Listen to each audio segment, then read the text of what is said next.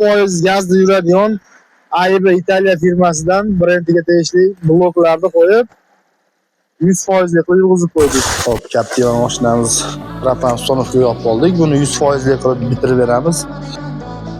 Reduktorlar ham ikkitadan metan qo'yilgan ekan bunga. Bunaqa reduktor ikkitadan reduktor qo'yib, metan qo'yib, tortmasdan motor bo'g'ilib, vozdux otaverib charchab turgasi. Vozdухni ham yangi qo'yibdi. Bu yangi ham ortda samarezlarda qatib tashlab. Yechimi topildi buni. Xudo xolasa 100%lik italyanskiy aybidan yurg'izib beramiz. Captivaga qo'yiladigan miyani ko'rsatamiz sizlarga. Bu injektori. Injektor I+.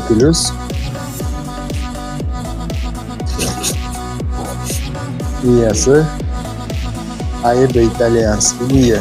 O'sha 100% qilib beradigan narsa blogimiz shu bo'ladi. Hop, simlari, mabdatchilari 5/5 mabdatchiga. Hop, bitsa yana bitta video qilib beramiz. Bu Captivamiz tayyor bo'ldi. Captiva 3 motor, GDI motor hisoblanadi. Bu bo'lsalar bu 100% yurg'izishalmasdi. Shuni hisobiga prostoy propan yoki prostoy metan qo'yilardi. Bunda ham prostoy metani bor ekan, metanlarni olib tashladik.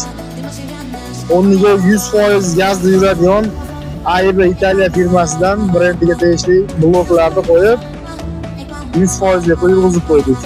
Kimda shunaqa tanishlaring bo'lsa, tanishlaringda Captiva bo'lsa, 3 motor bo'lsa, qiynalib yurgan bo'lsa jo'natib qo'yinglar videoni. Hozir gazda ishlab turibdi mashina. Nima ishlab turibdi?